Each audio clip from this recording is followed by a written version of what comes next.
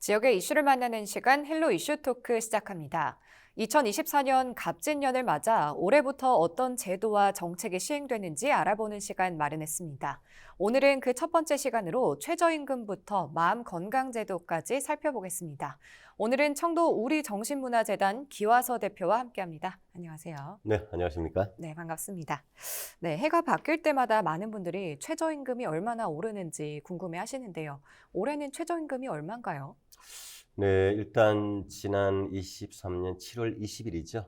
이 최저임금을 결정하는 최저임금위원회라고 있습니다. 네. 이 임금위원회에서 사용자 측과 근로자 측의 길고 긴 그 줄다리기 끝에 지난 23년에 비해서 2.5% 액수로는 240원이 올라서 9,860원으로 결정이 되었습니다. 네. 원래 근로자 측에서는 시급이 최소 1만 원 이상은 돼야 된다라고 강력히 주장했었죠. 그러나 지나친 그리고 또 급격한 인상을 또 반대하는 여론도 많기 때문에 일단은 이 정도 선에서 결정이 되었는데 이러한 최저임금은 결정이 되면 모든 사업장에 동일하게 적용이 됩니다. 네. 그런데 그러니까 작년에 결정된 올해의 최저임금은 사실 사업장별로 좀 달리하자라는 여론도 많았었어요. 네. 예를 들어서 숙박, 음식, 그리고 대중교통, 운송, 그리고 또 이제 편의점 이런 그 좀 작은 규모의 업종에서는 사실 이런 그 시급을 부담하기가 임금을 부담하기가 아무래도 지불 능력이 좀 부족하죠. 네. 그래서 업종별로 좀 달리하자라는 그 의견들이 좀 팽팽했는데 결국은 모든 사업장이 동일하게 적용하는 걸로 결론이 났습니다. 사실 이런 그 최저임금은요, 이게 뭐 어제 오늘 일은 아니고 우리나라가 1988년부터 이 제도를 도입을 해서 매년 이렇게 협상을 해서 결론을 냅니다. 네. 그럼 내년에는 뭐 최저임금 10,000원 시대를 좀 기대해 볼 수도 있겠네요. 그렇겠죠. 2025년 정도에는 뭐 10,000원은 돌파하지 않을까라는 생각을 좀 하게 되네. 뭐 수치적으로 예상을 해보면. 네. 네. 네. 그럼 최저임금에 이어서 병사 봉급도 좀 살펴보겠습니다. 올해부터 병사들의 월급이 대폭 인상됐다고 하는데요. 관련 내용 짚어주시죠. 많이 올랐죠. 23년에 비해서 계급별로 보면 2병, 그러니까 2등병의 경우는 75만 원, 그리고 1병의 경우는 85만 원, 상병은 100만 원, 그리고 이 병장의 경우는 125만 원으로 인상이 되었습니다. 네. 근데 여기서 하나 중요한 거는요. 올해 24년도에 이렇게 인상된 것 말고 아예 한 해 더 나아가서 25년도에 인상분도 아예 발표를 해버렸습니다. 네. 그렇게 해서 예를 들어서 2병은 100만 원, 병장은 150만 원까지 받게 됩니다. 그러니까 내년 되면 25년도 되면. 근데 이게 사실은요, 문제가 굉장히 많습니다. 네. 물론 우리가 고생하는 젊은 청춘들 그에 상응하는 보상을 해주는 건 좋은데 한편 보면 장교나 부사관 같은 직업 군인들 있잖아요. 직업 군인들의 격차가 너무 좁아진 거예요. 그럼 예를 들어서 23년 기준으로는 하사관 월급이 177만 원 정도입니다. 네. 그런데 25년도에 병장이 150만 원 받게 되면 차이가 별로 없어지잖아요. 그러면 누가 장교나 하사관 같은 간부를 하려고 합니까? 예. 책임은 많아지고.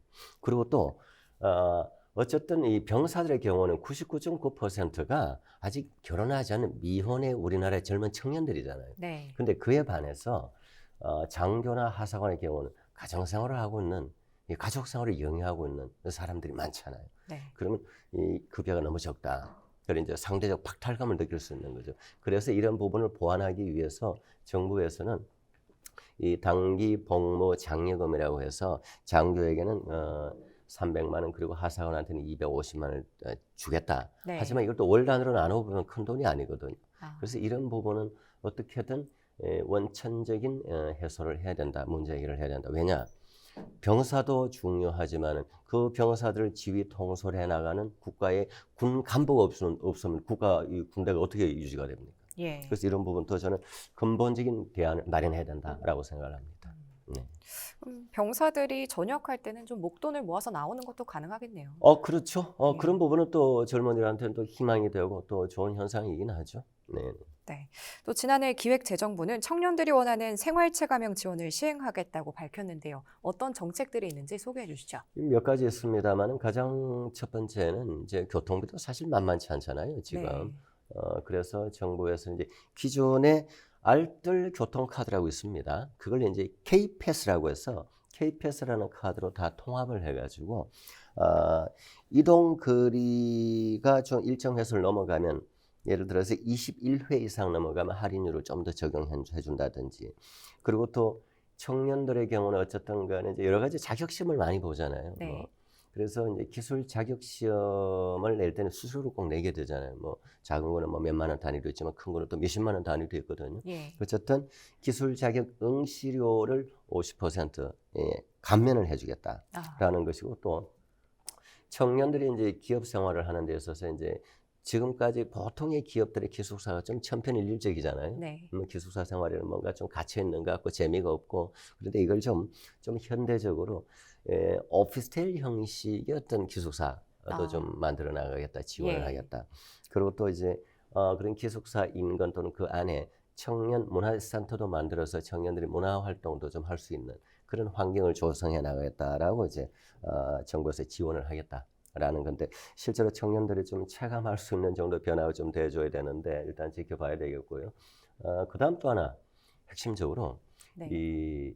지금 농촌의 일자리도 일손도 부족하지만 청년들이 농촌으로 좀 들어오게끔 유도하기 위해서 자꾸만 지금까지 있어 왔던 이 프로그램과 큰 차이는 없으나 어쨌든 조금 확대하겠다고 하는 것인데 청년들이 농촌에 진입할 단계 그리고 또 진입을 해서 또 괜찮으면 정착을 할 거 아닙니까? 네. 자, 그럼 진입 단계는 이제 컨설팅을 해주고 교육을 해주고 어떻게 해라. 그리고 또 이제 농지를 또 좀 무상히 임대를 해줘야 땅이 있어야 농사를 지을 거 아닙니까? 그렇죠. 그리고 이제 진입을 하고 난 다음에 정착하는 단계에서는 주거가 있어야 되는 거 아닙니까? 그 공간이. 그래서 이제 그 농가 주택을 지원한다. 그리고 또 이제 생활비도 좀 일정 부분 지원하겠다. 그리고 이제 마지막이 뭔가요?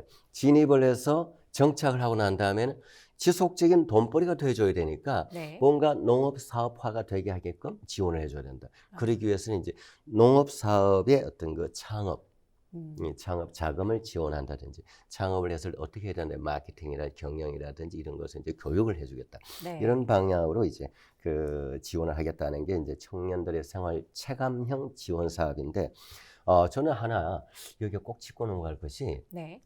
기억나세요? 혹시 작년에 청년들이 학생들도 그렇고 1,000원의 아침밥, 아, 1,000원 아침밥 먹는 거. 그렇죠. 23년도 꽤 핫 이슈였죠. 네. 그걸 이제 정부에서 이번에는 올해는 지난해 23만 명 정도 혜택을 줬는데 올해는 39만 4천 명, 한 40만 명 정도한테까지 네. 혜택을 주겠다라고.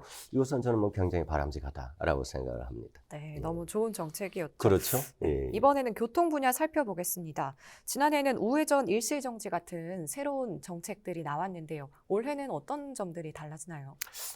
여러 가지 있습니다. 이게도. 그러나 이제 이 부분은 시간에 타서 조금 걸리더라도 정말 바로 저부터 해서 돌아서면 우리도 바로 운전자잖아요. 네. 보행자였다가 운전대만 앉으면 차에 앉으면 바로 이제 운전자가 되기 때문에 몇 가지를 꼭 좀 한번 짚고 넘어가야 되겠습니다. 첫 번째가 이 어린이 그 보호구역에 횡단보도 있잖아요. 네. 이게 아예 색깔을 아예 전부 다 노란색으로 하겠다. 왜냐하면 노란색은 아무래도 밤낮으로 그 시인성이라고 그러죠. 시각적으로 정확하게 인식할 수 있도록 더 좀 이 색깔을 농도를 진하게 가겠다는 거거든요. 네. 이건 아주 좋은 거죠. 필요하죠. 그 다음 하나는 저도 아직까지도 한 번씩 좀 헷갈리는데 우회전 할 때 예. 건너야 되나 말아야 되나 지나가야 되나 말아야 되나 이 부분은 좀 간략히 정리하면 이렇습니다. 예. 우회전을 할 때는 파란색 신호등이 왔을 때 보행자가 있으면 이거는 100% 당연히 스톱을 해야 되는 것이고 네. 근데 보행자가 없는데 신호등은 여전히 이제 파란색일 경우 있잖아요. 예. 그럴 때는 천천히 통과를 해라. 서행하시라. 그렇죠. 서행해서 예. 건너가라라는 것이 이제 핵심이고 그다음 또 하나가 우회전에 사실 우회전 사고가 작년에도 뭐 몇 건이 있었죠. 어린이가 네. 다친다든지 또 우회전을 하다 보면 화물차 같은 경우는 어린이 같은 저 체구가 작은 애들은 못 보거든요. 그래서 안타까운 사고가 참변이 많았잖아요. 정말 안타까워. 그래서 우회전에도 신호등을 설치하겠다. 우회전 신호등, 우회전 전용 신호등을 설치하겠다는. 저는 뭐 굉장히 이건 필요하다. 그런데 이제 이걸 전국적으로 다 설치하기는 또 어마어마한 또 비용이 또 수반되기 때문에 네. 어느 지역에는 1년에 3건 이상의 교통사고 발생한 우회전 지역에 그리고 또 이제 그 어떤 도로는 보면 또 대각선으로 가로질러서 횡단보도 있는 경우 도로도 많아요, 요즘은. 그렇죠. 그런 경우에는 우회전 신호등을 우선적으로 설치하겠다라는 겁니다. 예. 예, 그다음 또 하나는 그 차선과 관련된 것인데 우리가 이제 운전 주행을 하다 보면 일반 도로 차량에서도 어떤 차는 차선을 어중간하게 두 개 차선 물고 가는 경우가 있어요. 그렇죠. 이건 말이 안 되잖아요. 예. 이런 거는 강력하게 범칙금 부과를 하겠다. 아, 발견하면. 네. 근데 사실은 이 발견을 일일이 어떻게 경찰에 다 하겠냐요. 그렇죠. 이게 사실 이제 실효성에 있어서는 좀 될까 말까 좀 의심이 되는데 의구심이 좀 들긴 한데 어쨌든 시범적으로라도 단속을 할 필요는 있다. 네. 그다음 또 하나는 이 고속도로입니다. 고속도로에 우리가 보통 예를 들어서 이제 보통 2차선이면은 1차로는 추월차로잖아요. 네. 2차로가 이제 주행차로지 않습니까? 근데 1차로는 주행차로를 달리다가 빨리 가기 위해서 1차로를 접어들잖아요. 그러면은 추월을 했으면 다시 주행차로 접어들어야 돼요. 아, 그 기본이잖아요. 예. 근데 이거 안 되는 경우 너무 많아요. 안 지켜왔었죠. 안 지켜도. 예. 1차로를 그대로 가는 겁니다. 근데 고속도로 왜 만들죠? 엄청난 예산 들여가지고 좀 경제성과 생산성을 높이기 위해서 좀 고속으로 달리라는 거죠. 그렇다면 무한정 고속은 아니지만 110km 또는 100km 대부분 다 정해져 있는데 그 속도 내에서는 어느 정도의 고속으로 가라라고 해서 만들어 놓은 게 고속도로인데 어떤 차들은 추월차로 1차로에서 너무나 저속으로 달리니까 네. 그걸 추월하고 하다 보니 사고가 생기게 되고 그리고 교통 흐름을 첫째는 방해하는 겁니다. 네. 그래서 이 부분도 사실 이거 2023년부터 단속하겠다 한 거거든요. 근데 아직 저는 제가 봤을 때는 그다지 큰 실효성은 없는데 어쨌든 24년 올해부터는 이런 부분을 좀 강력하게 단속을 하겠다. 네. 저는 이건 굉장히 필요하다고 봅니다. 또 하나는 그 보통 이제 요즘 자전거 타거나 또 이제 킥보드 많이 타잖아요, 킥보드. 네. 근데 이렇게 이제 또 때로는 이제 뭐 우리가 리어카라고 그랬잖아요, 선수레 같은 걸 이제 끌고 가다가 그 주차되어 있는 또는 정차되어 있는 차를 부딪혀서 네. 차에 손상을 입히고 그냥 가는 경우 많아요. 주정차되어 있는 차량한테. 예. 이런 경우 그냥 가면 안 된다는 거거든요. 그렇죠. 그 이제 보통 만약에 사람 타고서는 그건 뺑소니거든요. 아, 자, 이런 경우는 반드시 연락처를 남겨야 된다. 네. 그리고 그 차에 번호가 부착되었으면 핸드폰 번호라도 연락을 해서 내가 이래 본의 아니게 내가 차를 좀 손상을 하겠다. 네. 뭐 보상을 하겠다든지. 그리고 적극적인 그 협의를 해야 된다. 만약에 차에 어떤 번호도 부착되지 않아서 연락 소재를 모를 경우에는 메모라도 남겨놔라. 네. 메모로 남겨서 자기 번호를 남기고 이렇게 적극적인 조치를 해야 되지 그렇지 않으면 이 또한 굉장히 강력한 처벌의 대상이 된다. 라는 것으로 이제 24년 올해부터는 이제 바뀌는 것이고 그다음에 이제 음주 부분인데요. 네. 이 부분은 뭐 여러 번 강조를 해도 이거는 뭐 지나침이 없죠. 어쨌든 과거 10년 이내에 음주 운전을 반복했거나 네. 그리고 음주 측정 자체를 거부할 경우에 가중 처벌한다. 예. 가중 처벌한다. 그리고 뭐 저를 비롯해 시청 여러분 모두 이거는 반드시 또 대부분 다 운전을 하니까 꼭 참고를 하시기 바랍니다. 네. 네. 음주운전이야말로 빨리 근절이 돼야 할 것 같습니다. 당연하죠. 예. 네, 지난해에는 묻지마 범죄가 늘어나면서 정부가 현장의 모든 경찰관들에게 저위험 권총을 보급하겠다고 밝혔는데요. 저위험 권총은 뭔가요? 뭐 간략히 얘기하면 이런 거죠. 그 보통 이제 군사용 권총이라면 이제 바로 쏘면 네, 바로 이제 사망하는 거죠. 그렇죠. 살상력이 아주 높은 거죠.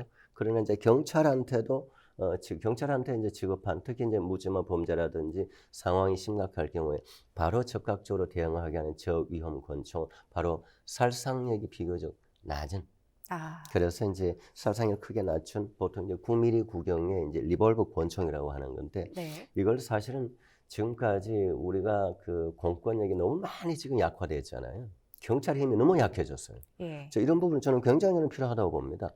심지어는 뭐 그 살인 사건이 일어나기 직전의 상황에 가서 경찰이 손을 못 대고 말이죠. 예, 더구나 요새는 뭐 자치경찰제까지 도입이 되어가지고 자치경찰들은 뭐 그런 그 강력한 현장에서는 뭐 또 대응도 못하고 굉장히 혼선이 많은데 어쨌건 경찰관 3명 현장에 나면 3명한테 3명 중에 1명한테 지금까지 권총을 지급했는데 1인 1권총으로 가겠다. 예, 당연히 필요하죠. 원래 했어야 되는 거죠 이거는. 늦었지만 저는 다행이다. 그래서 먼저 경찰청은 올해 저위험 권총을 전국의 지구대 파출소에 5,700정을 우선 공급을 하겠다. 네. 그건 아무래도 치안력이 좀 더 필요한 곳에 먼저 지급을 하겠죠. 저는 필요하다고 보고요. 근데 사실 또 이 부분이 왜 또 필요하냐면은 지금까지 우리나라 경찰이 1년에 권총을, 이 총을 쏘는 경우가 연평균 6번밖에 안 된대요. 그럼 이렇게 해서 치안 통제가 됩니까? 그렇죠. 그게 문제죠. 그래서 이제 이런 부분들을 왜 경찰이 총기 사용하는 것을 너무나 엄격하게 제한하고, 그리고 총을 한번 잘못 쏘다가 정말 위험하다 싶어 총을 쏘는데 총을 맞아서 사망을 하는